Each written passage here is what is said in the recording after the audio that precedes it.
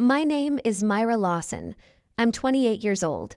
The night before my wedding, at 2 in the morning, my phone buzzed on the nightstand. The name on the screen made my blood run cold. Frank Callaway, my dead mother's lawyer. He hadn't called me in 3 years. He said, "Cancel everything. Your father just signed documents that will destroy your life." I asked, "What documents?" He whispered, "He transferred your entire trust fund, $1.8 million to your stepsister. But that's not the worst part. Check your fiancé's bank account." What I found made me cancel more than just the wedding. Before we begin, please take a moment to like and subscribe, but only if you genuinely feel this story is worth it. And tell me in the comments, where are you watching from, and what time is it where you are right now? Let me take you back 6 years, to the week my mother was buried and the week everything started to go wrong. But first, before the phone call, before the betrayal, let me show you what I was about to lose. 3 days before the wedding, I stood alone in a 4-bedroom house on Maple Ridge Lane. The walls smelled like fresh paint, eggshell white. The realtor had left 30 minutes ago, and I just stayed. I ran my hand along the kitchen counter, cool granite. I pictured a fruit bowl here, a coffee maker there, a framed photo of my mother right above the window where the morning light would catch it. 6 years of night shifts lived in that down payment. $60,000 earned one 12-hour ICU rotation at a time. Every holiday I picked up, every double I volunteered for, all of it sitting in a cashier's check, waiting for closing day, 2 weeks after the wedding. The rest of the house, the mortgage gap, that's where Mom's trust fund came in. $1.8 million she set aside before she died. She told me once, sitting in the oncology ward with an IV in her arm, "This money is for the day you're settled, Myra. Not for being rich, for being okay." That day was supposed to be Saturday. My phone rang. Troy. "Hey, beautiful, you at the house again?" I laughed. "I can't help it. 2 more weeks and it's ours. Listen, tomorrow's going to be the best day of my life." I believed him. God, I believed every word. I locked the front door, drove back to our apartment, and fell asleep thinking about centerpieces and seating charts and how my mother would have loved the garden. I didn't know that while I was dreaming about that house, my father was signing it away. The phone lit up at 2:07 a.m. I know the exact time because I stared at it for 4 rings before I picked up. The name on the screen was Frank Callaway. The last time Frank called me was when Mom's estate was finalized. Frank only ever called about Mom. "Myra, I'm sorry to wake you."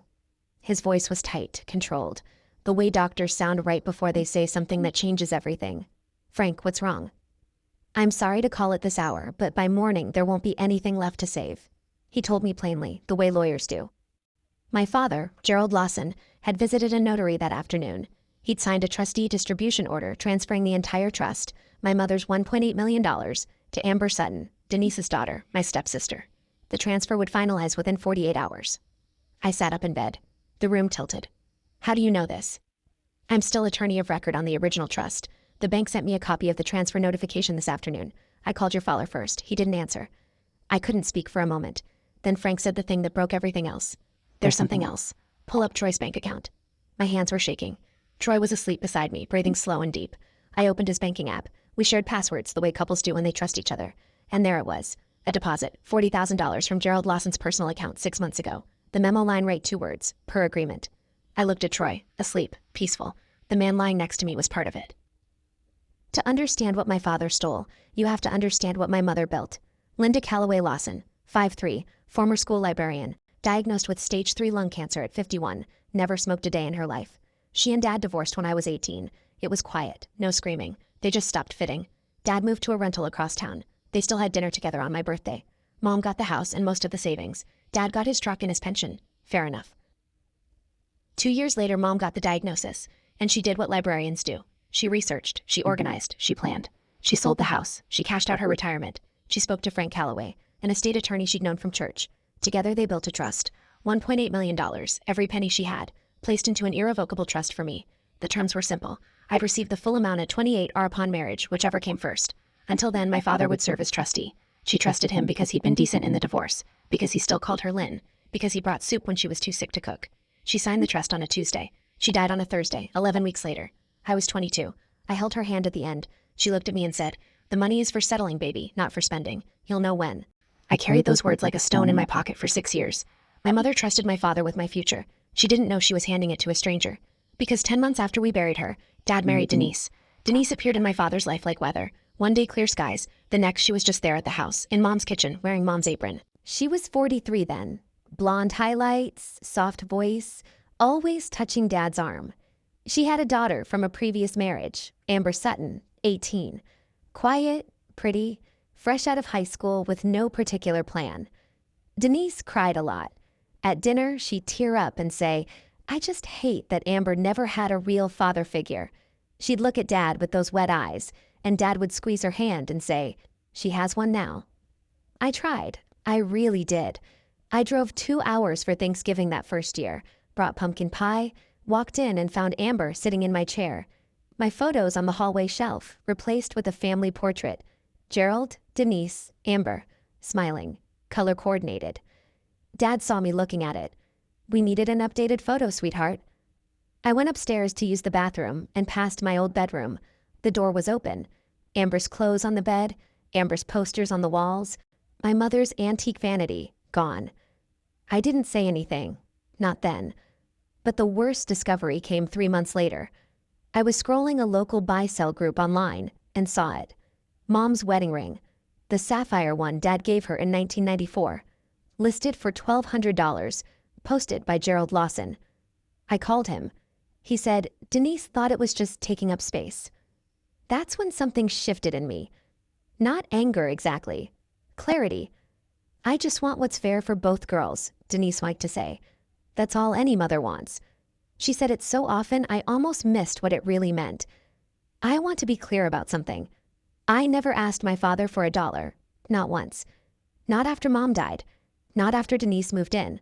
Not when I was 23 and eating ramen in a studio apartment while studying for my nursing boards. I earned every shift, every scar on my hands. I passed the NCLEX on my first try. Got hired at Riverside Memorial. Small hospital, big ICU, constant chaos. Night shift, 7 p.m. to 7 a.m., 3 nights a week, sometimes 4. The kind of schedule that wrecks your sleep and your social life, but builds a savings account if you're disciplined enough. And I was disciplined. I saved $10,000 a year for 6 years, $60,000 total. I didn't touch Mom's trust. That was sacred. That was for settling. I met Troy Beckett 2 years ago. He sold health insurance to hospital employees. That's how he ended up in our break room one Tuesday, handing out brochures and smiling like a man who genuinely liked his job. He was 30, charming in a low-key way, the kind of guy who remembered your coffee order after hearing it once. We dated. It was normal, steady.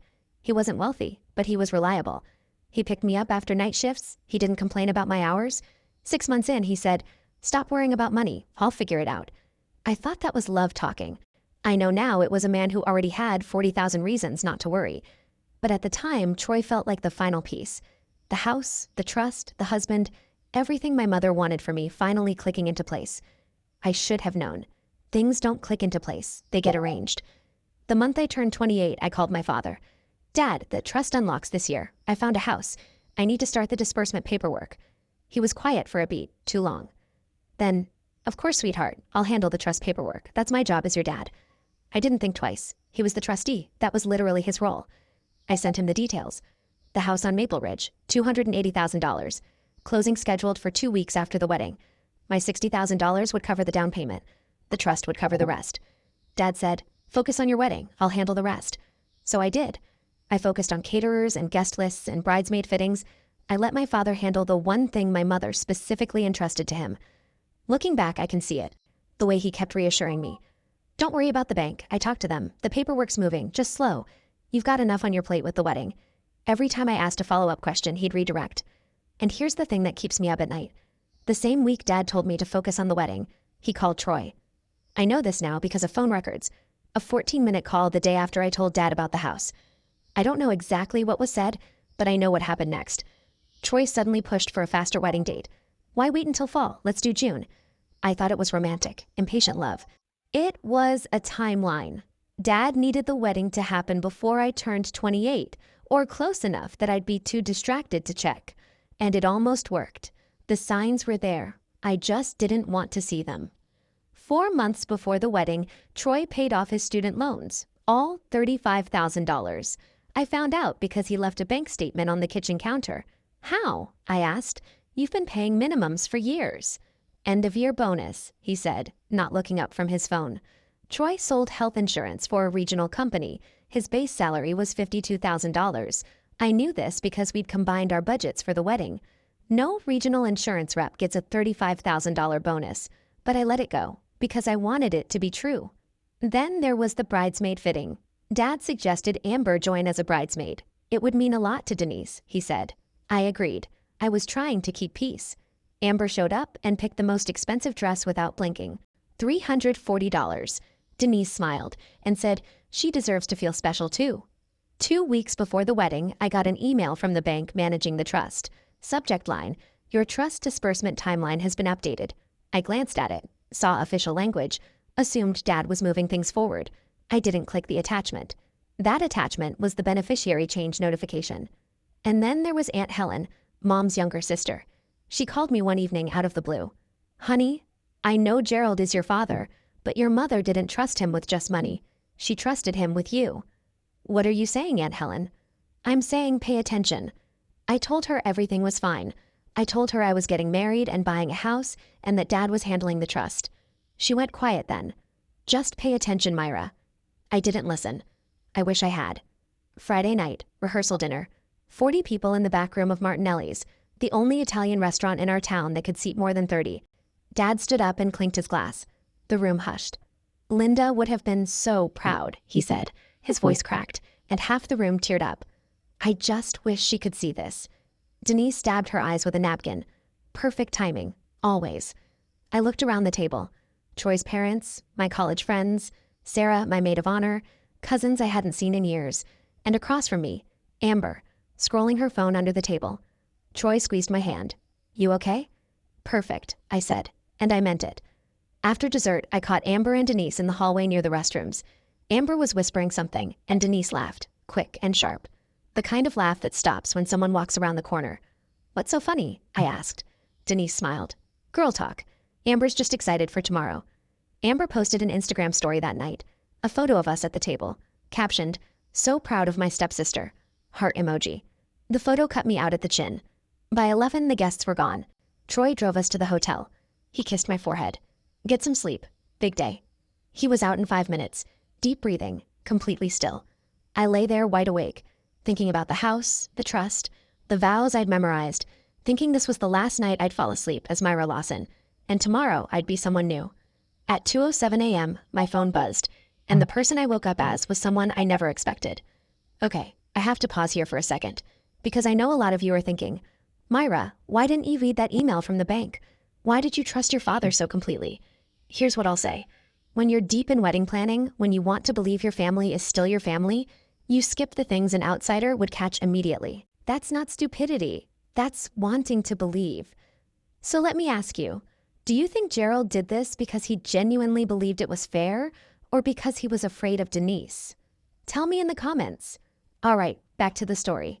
2 a.m. After Frank's call, I didn't wake Troy. I took my phone into the bathroom, locked the door, and sat on the edge of the tub. The tile was cold under my feet. I opened his banking app again and scrolled past the $40,000 from Dad. That was the headline. But underneath it, buried in months of transactions, I found 3 more deposits. $2,000 in March, $3,000 in April, $1,500 in May. Each one from a different account, each one traceable to Denise Pruitt Lawson. Not just Dad. Denise was paying Troy directly. The memo lines were vague. Expenses, MISC, reimbursement. The kind of words people use when they don't want a paper trail. But the pattern was obvious. Troy had been receiving money from both my father and his wife for 6 months. The total? $46,500. I screenshotted everything. Every transaction, every memo line, every timestamp. Then I sat there for a long time. The man asleep in the next room had taken money from my father to keep me distracted. Every time Troy said, don't stress about the timeline. Every time he pushed for a faster wedding date. Every time he told me to let your dad handle it. He was running the clock. I didn't cry. Nurses don't cry when the monitor flatlines. We act.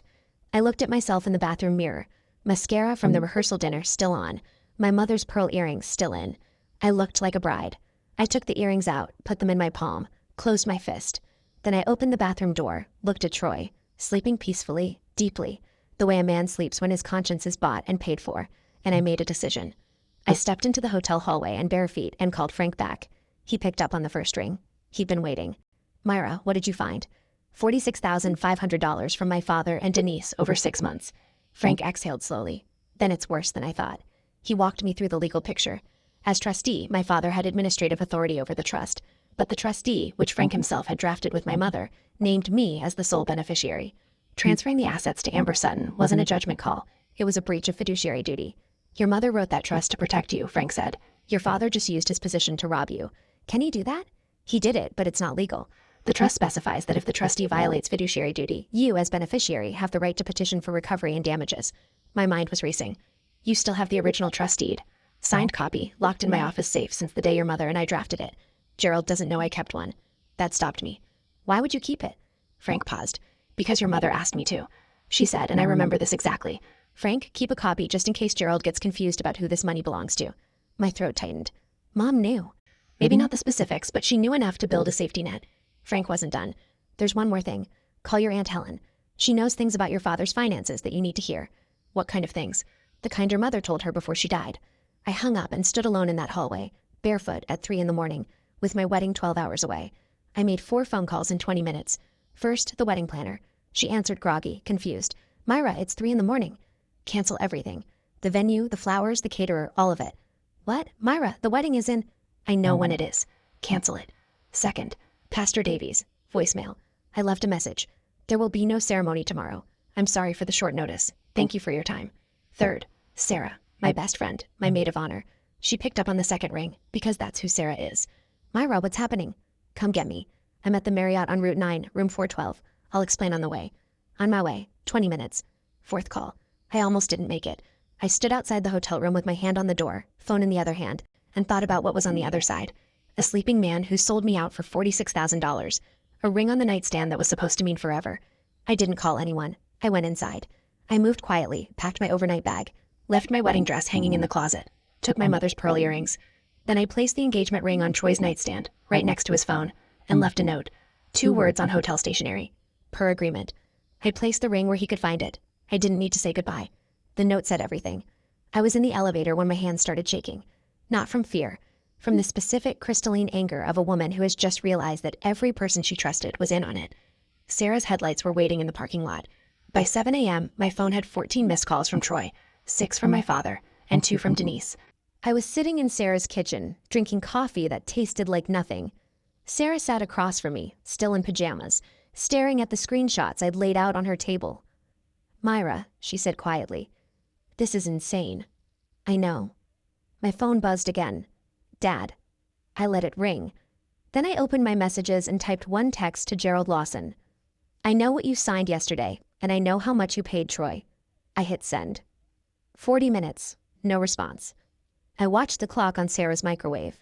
40 full minutes of silence from a man who always had an answer for everything. Then one line. We need to talk. Come home. Home. He still called that house home. My mother's home. The one he filled with strangers. I didn't respond.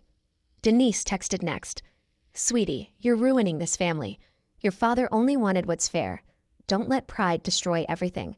I screenshotted that too. Troy tried a different approach. He sent a paragraph, long, rambling, full of words like misunderstanding and context and I can explain. I didn't read past the first line. By 9 a.m., the guests were arriving at the venue. By 9:30, the wedding planner was turning them away. I know this because Sarah's phone was blowing up with messages from mutual friends. What happened? Is Myra okay? Is the wedding off? I let Sarah handle the questions. I had somewhere to be. I need to go see my Aunt Helen, I told Sarah. Now? Right now? Because Frank said Helen knew things, and I was done being the last person to find out. Aunt Helen was already standing on her porch when I pulled into the driveway, arms crossed, jaw set. She looked like my mother in that moment. Same sharp eyes, same way of standing like she was bracing for weather. Frank called me, she said before I reached the steps. I nodded. She led me to her dining room. On the table was a file box, old, taped at the corners, my mother's handwriting on the label. Household Finances, L.G. Lawson. Helen opened it.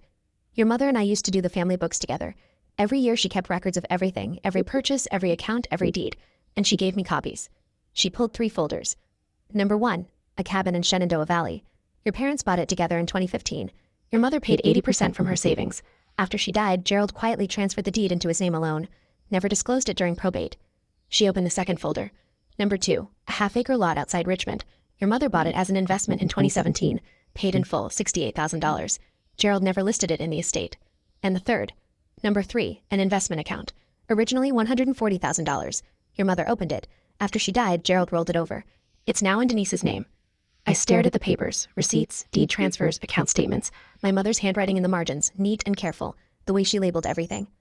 Total value? I asked. Roughly $600,000, on top of the trust. Gerald hadn't just taken my trust fund. He'd been looting my mother's estate for 6 years. Your mother paid for that cabin with her savings, Helen said. She showed me the receipts. Gerald never put her name on the deed. By noon on Saturday, the day I was supposed to be dancing at my reception, I was sitting in a law office. Frank had made one call and gotten me a same-day consultation with Rachel Whitfield, estate and trust litigation, small firm, big reputation. Her office smelled like lemon cleaner and old books. Rachel was maybe 50, reading glasses on a chain. She didn't do small talk. She spread the documents across her desk, the trust deed Frank had kept, the bank statements from Troy's account, Helen Twiles on the 3 hidden properties, and read for 12 minutes without speaking. Then she looked up. He didn't just move money, Myra. He violated a dead woman's wishes. Courts don't forgive that. She explained it piece by piece. The trust transfer was a clear breach of fiduciary duty. Gerald had no legal right to change the beneficiary. The 3 undisclosed properties constituted probate fraud, assets he was legally required to report during the estate settlement, and didn't. We can file for emergency recovery of the trust and petition to reopen probate for the hidden assets, Rachel said. But I want to approach your father first. Sometimes the threat of litigation moves people faster than the litigation itself. And if he doesn't move, then we file, and everything becomes public record. She looked at me over her glasses. One question. Does your father know your aunt kept those records? No. Rachel almost smiled. Good. She drafted a demand letter before I left. 72 hours for Gerald to reverse the trust transfer, or we'd file suit for breach of fiduciary duty and probate fraud. I walked out of her office into blinding sunlight. My phone showed 37 unread messages. I read none of them. I had a plan now. He found me at Aunt Helen's that evening. I don't know who told him where I was. Maybe my father. Maybe he drove around until he saw my car. But at 6 p.m., Troy Beckett was standing in Helen's driveway, still wearing the shirt he'd had on at the rehearsal dinner, his eyes red. Helen looked at me. You want me to tell him to leave? No, I'll handle it. I stepped onto the porch. Troy stopped at the bottom of the steps. He looked like he hadn't slept.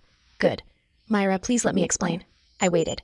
Your dad came to me 6 months ago. He said he needed to restructure the trust before the wedding. He said if I could move the wedding up, give him time to handle the paperwork, he'd help with my loans. I didn't know the full picture. Her agreement, I said. He flinched.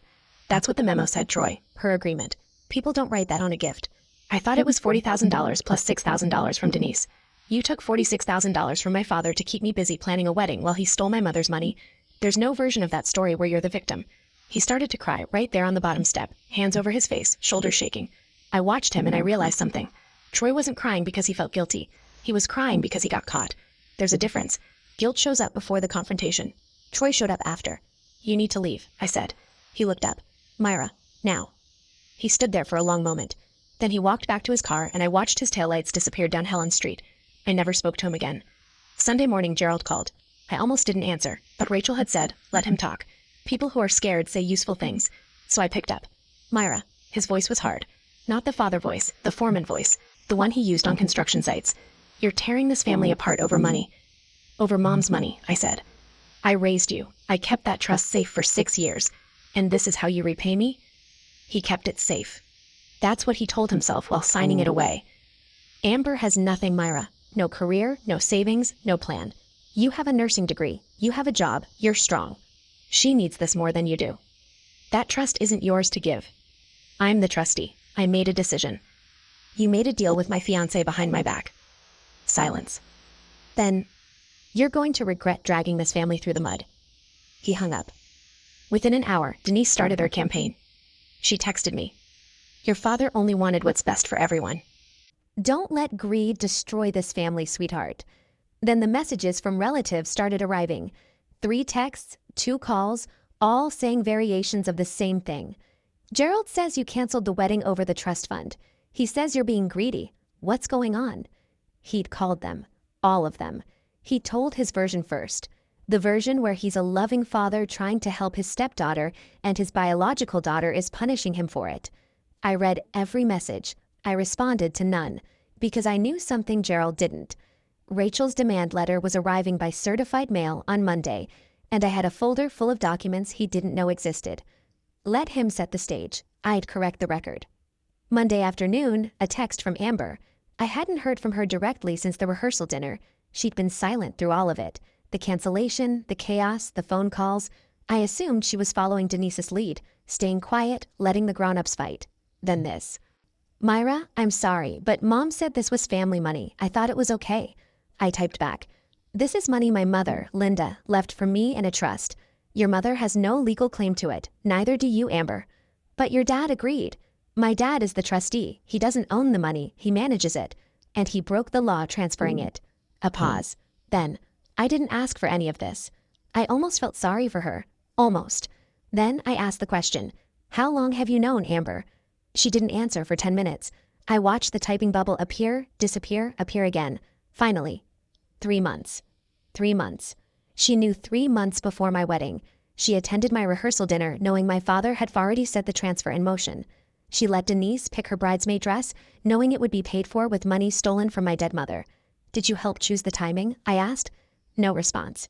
An hour later, she sent one more message. I didn't plan this, but I didn't stop it either. I stared at that sentence for a long time because it was the most honest thing anyone in that family had said to me in 6 years, and it changed nothing. Amber wasn't the mastermind, but she held the door open while my father and Denise walked through it. Silence isn't innocence. It's a choice. I saved the texts and forwarded them to Rachel. Tuesday, the call I've been dreading. The mortgage lender's name on my screen. First Valley Savings. Ms. Lawson, we've been reviewing your file. The trust disbursement that was supposed to fund the remainder of your purchase, we're showing it hasn't been processed. I'm aware there's a legal dispute.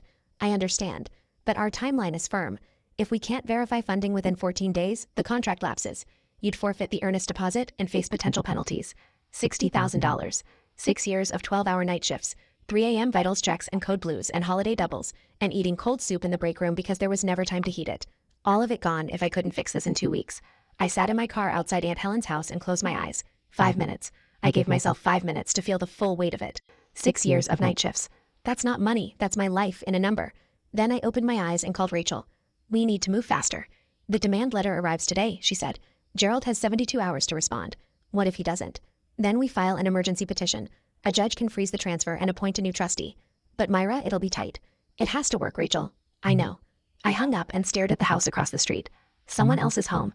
Someone else's porch. Someone else's normal Tuesday. I thought about the kitchen counter on Maple Ridge Lane, the eggshell white walls, the spot where I was going to hang Mom's photo. It wasn't just a house. It was the first thing I'd ever built entirely on my own, and I was not going to let my father take it from me. Gerald received Rachel's letter on Tuesday afternoon. Certified mail, return receipt. I know what it said because Rachel sent me a copy. It was 2 pages, single-spaced, and every sentence hit like a hammer. It cited the trust deed by document number, it named the fiduciary violations, it referenced the 3 undisclosed properties. It gave Gerald 72 hours to reverse the trust transfer and surrender the trustee role, or face a lawsuit that would become public record. According to Aunt Helen, who still had friends in common with Gerald's neighbors, the letter arrived while Denise was at a hair appointment. Gerald read it alone. He called Denise immediately. She has a lawyer, he told her. Helen's friend overheard this through an open window. Small towns are like that. A real one, trust and estate. Denise's response, relayed secondhand.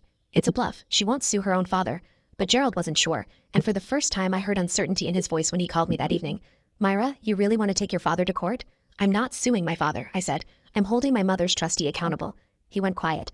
I could hear Denise in the background whispering something I couldn't make out, coaching him even now. Then Gerald said the thing I'd been waiting for. Let's settle this as a family. This Sunday, everyone comes to the house. We talk it through like adults. He thought he was setting a trap. A room full of relatives, all primed with his version of events, all ready to pressure me into backing down. Fine, I said. Sunday. He thought I was walking into his arena. He didn't know I was bringing my own. Gerald spent the rest of the week working the phones. He called every relative on both sides. His brothers, his cousins, Mom's cousins, even old family friends who hadn't been to a Lawson gathering in years. Come Sunday, he told them. There's been a misunderstanding. I need the family together. But I knew what he was really doing. And I knew because Helen told me. Denise is calling people too, Helen said Thursday night. She's telling everyone you canceled the wedding because you're jealous of Amber. That you're threatening to sue your own father because you want more money. What are people saying? Some believe her, some don't. Most are confused. I spent Friday and Saturday preparing. Rachel helped me organize copies of every document. The original trust deed, Troy's bank statements, the records of the 3 hidden properties. I put everything in a blue folder, clean, labeled, professional. Rachel looked at the folder. If you do this, there's no undoing it. Once they see these documents, the family will know everything. That's the point. You don't need their approval, Myra. Legally, you have everything you need to file. I know.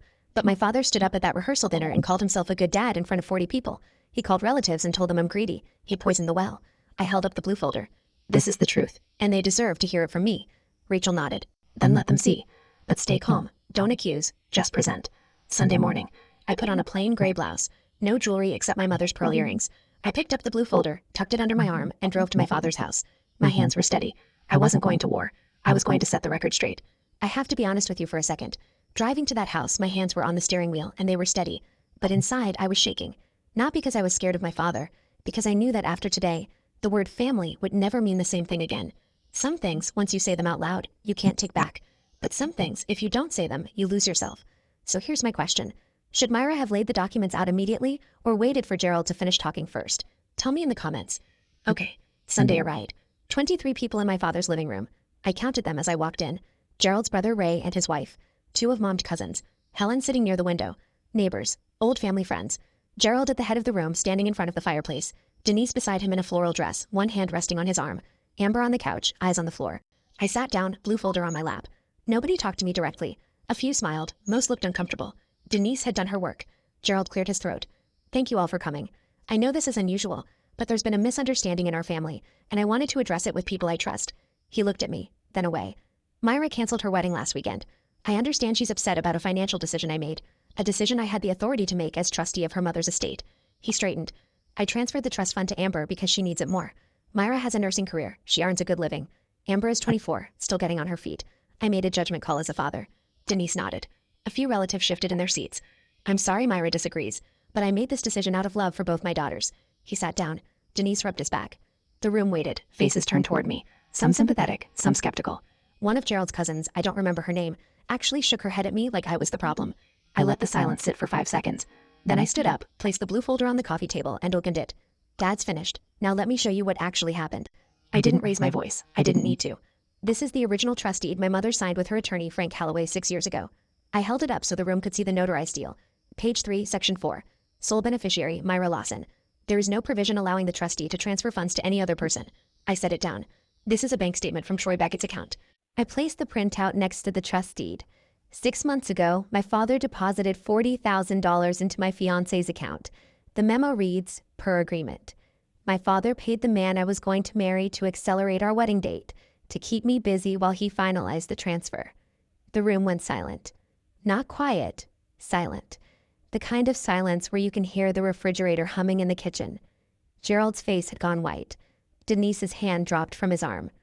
And these, I said, opening the last section of the folder, are records of 3 properties my mother purchased during her lifetime. A cabin in Shenandoah Valley, a half-acre lot outside Richmond, an investment account worth $140,000. I looked directly at my father. None of these were disclosed during probate. The cabin deed was transferred to your name. The investment account is now in Denise's name. I laid each document flat on the table, one by one, like dealing cards. You didn't make a decision as a father. You made a deal behind your daughter's back, with her own fiancé, and you've been hiding my mother's assets for 6 years. I sat down. 23 people stared at the coffee table. Nobody moved. Uncle Ray was the first to speak. Gerald, what the hell is this? Denise stood up first. Of course she did. This is private. This is a family matter, and Myra is airing dirty laundry in front of... No, Denise. Aunt Helen's voice cut across the room like a blade.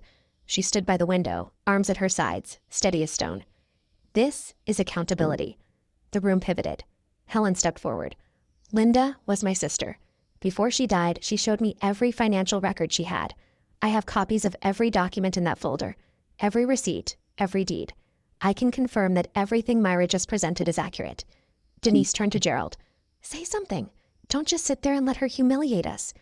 But Gerald couldn't speak. He sat in his chair with his hands gripping his knees, staring at the documents on the table like they were written in a language he'd forgotten. Mom's cousin Margaret spoke next, quiet, controlled. Gerald, you promised Linda you'd take care of Myra.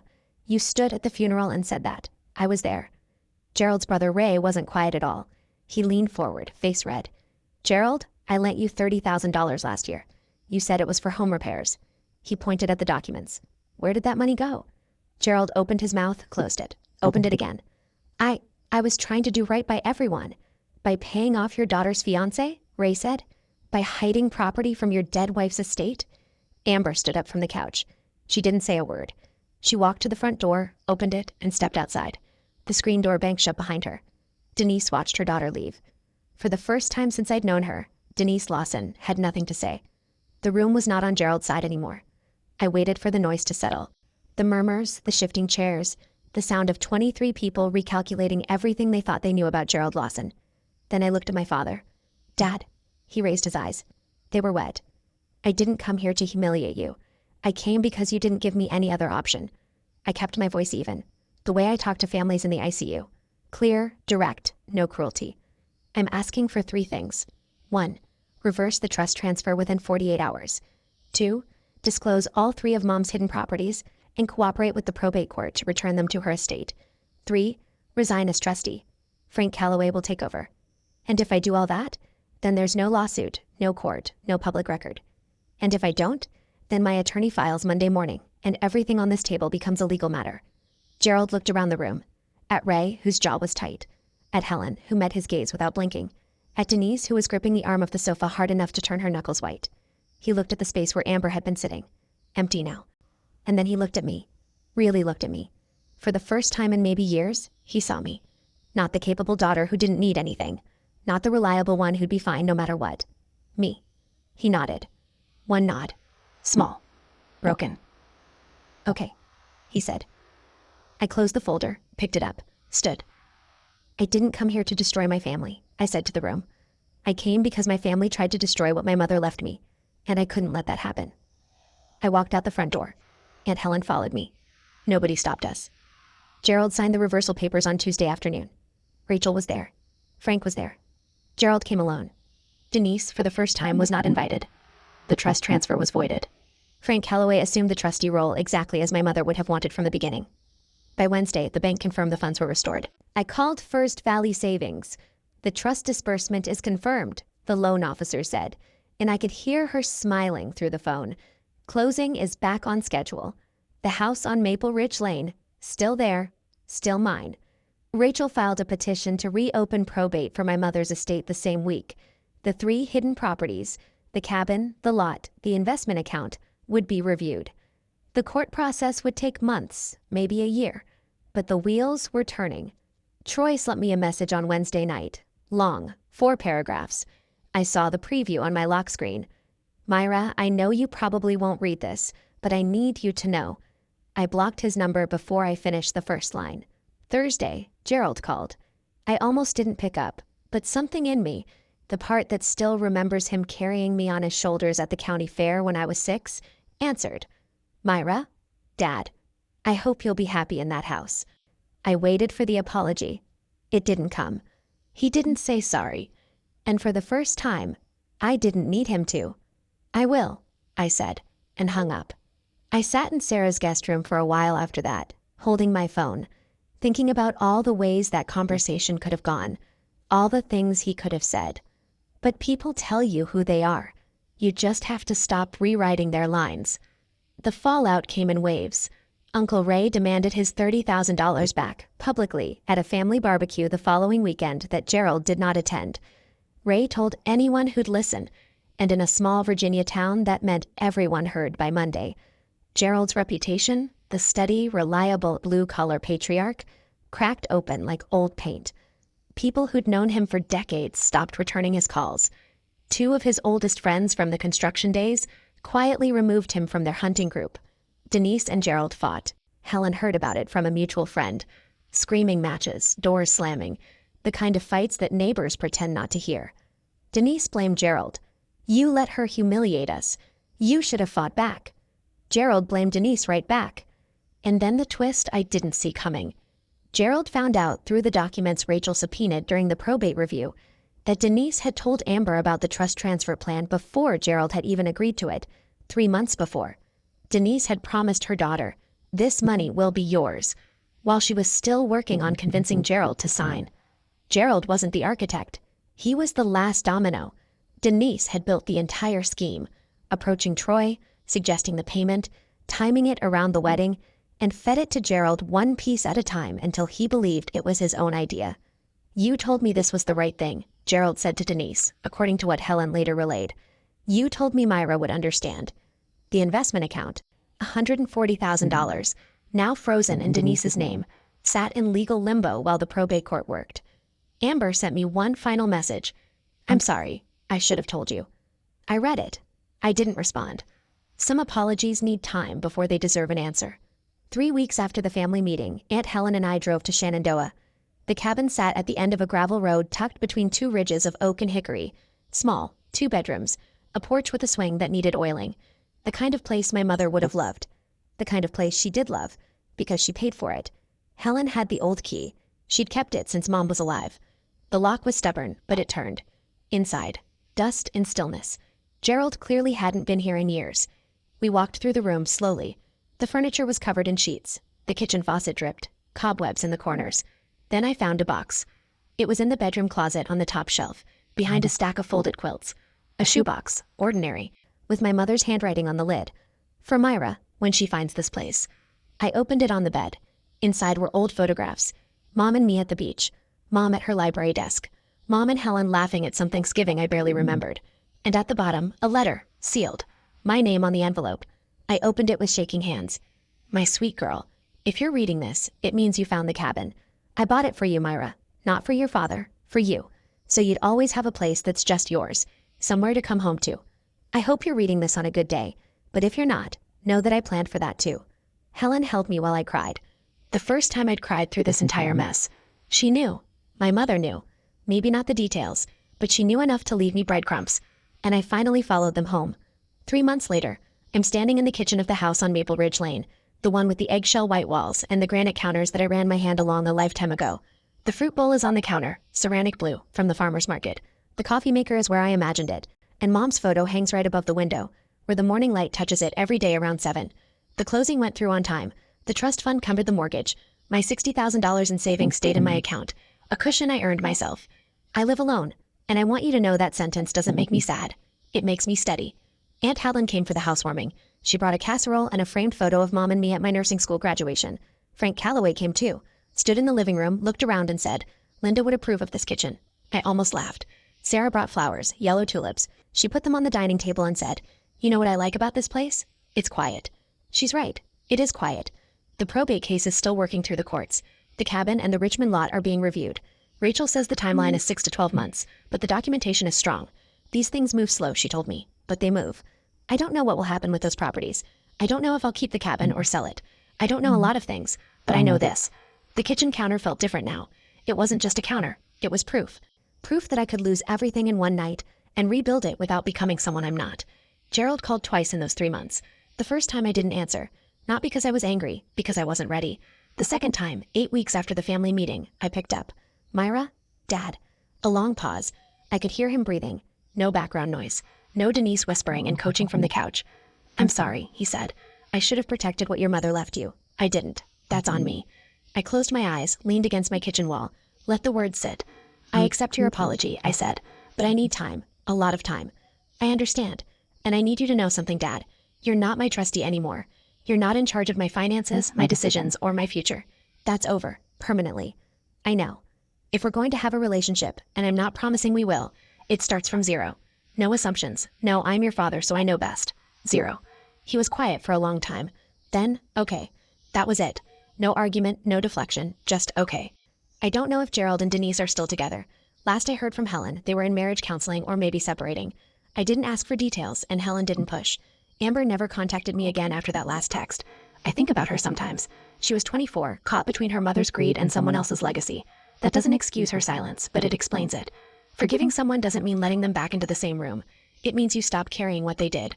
I'm learning that. Some days are easier than others, but every morning I drink my coffee in the kitchen my mother helped me buy, and I know exactly where I stand. This morning, I sat on the front porch of my house with a cup of coffee and watched the sun come up over Maple Ridge. The air smelled like cut grass and the neighbor's jasmine. A school bus stopped at the corner. A dog barked somewhere. Normal sounds. The sounds of a life that's actually mine. I've been thinking about what my mother said in that hospital room. This money is for settling, Myra, not for spending. For 6 years, I thought settling meant a house, a number in a bank account, a ring and a last name. I was wrong. Settling means standing on ground that won't shift under your feet. It means knowing that the people in your life are there because they chose to be, not because they were paid to be, not because they're waiting for something, not because someone else arranged it. It means the truth is on the table. even when the table is in a room full of people who didn't want to hear it. My mother left me a trust fund, but what she really left me was the courage to trust myself. I'm 28 years old. I am single.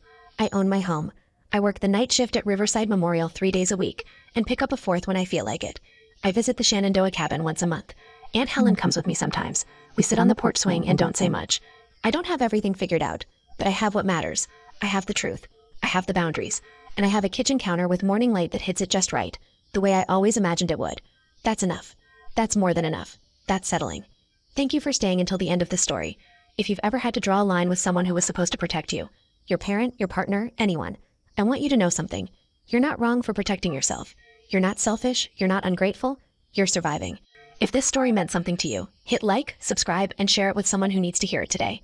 And if you want more stories like this one, the next video is linked in the description below. I'll see you there. Take care of yourselves.